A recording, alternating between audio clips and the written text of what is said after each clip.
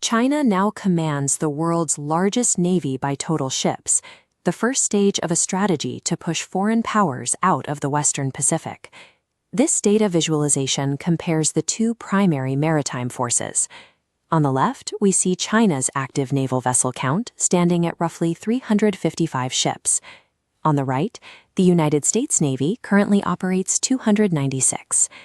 The U.S. fleet still holds a distinct advantage in overall tonnage and ship-for-ship firepower.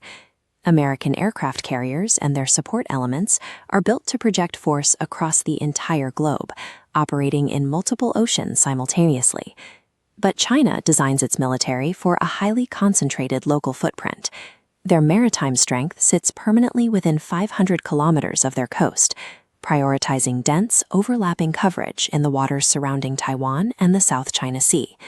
In a conflict, global naval superiority matters less than local density. An adversary can overwhelm a larger force by consolidating its arsenal into one narrow, localized choke point. Before an intervening navy could even reach those concentrated ships, they would hit a secondary layer of defense, positioned entirely on land. China has built the world's largest conventional missile arsenal, heavily featuring the DF-21D and DF-26. Defense analysts refer to these specific platforms as carrier killers. This map shows the threat radius extending 1,500 kilometers outward from China's coastline, blanketing the Western Pacific. An intervening American carrier strike group would sail directly into this zone, facing barrages of precision missiles with no guaranteed defense. These weapons operate as a geographic barricade, enforcing a specific no-go zone for Western intervention. Producing thousands of missiles and hundreds of ships at this speed requires immense industrial infrastructure. China's shipbuilding capacity currently eclipses the rest of the world combined, operating continuously out of massive commercial and military shipyards. This ratio visualization breaks down the core economic advantage. Across almost all categories, China builds equivalent military systems at approximately one-third the cost of American manufacturing. For a modern naval destroyer, the Chinese iteration costs $900 million, while the United States pays $2.5 billion. That efficiency stems from a state-owned defense industry that answers directly to the Communist Party. They do not have to generate a profit for shareholders, and they operate with heavy government subsidies on raw materials and labor. Because of this math, the United States cannot win a traditional dollar-for-dollar shipbuilding race.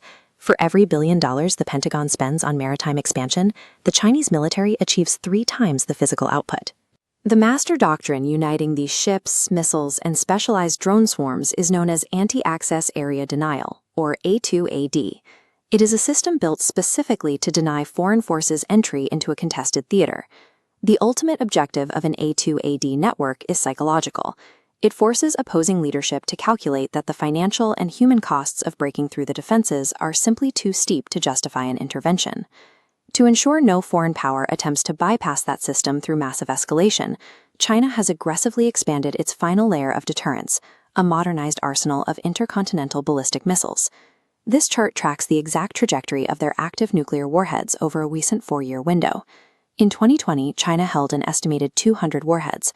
By 2024, that count accelerated past 500, with projections pointing toward 1,000 by the end of the decade. This rapid nuclear expansion serves as a strategic deterrent, forcing an adversary to hesitate and allowing China to secure regional objectives without facing escalation. While the focus remains largely on maritime borders, the hardware and tactics driving this doctrine are actively shifting terrestrial balances of power as well. India currently faces this mobilized military machine along the disputed high-altitude ridges of the Himalayas. Over the last decade, China has driven extensive roads, bridges, and military logistics bases deep into the mountain passes. The precision weapons and drone swarms we identified as part of the Pacific strategy are now being deployed in these high-altitude passes, giving Chinese forces intense local superiority against India. Looking at this timeline visualizes the full scope of the buildup. In 2000, China operated a regional, largely outdated force. In just 24 years, that same military compounded its capabilities to become a multi-domain juggernaut explicitly optimized to counter Western intervention. The capability gap that historically deterred conflict is shrinking rapidly. As China's military-industrial engine continues to accelerate, the mathematical cost of challenging their regional authority will only compound. Subscribe to War Explained. We'll be tracking every move.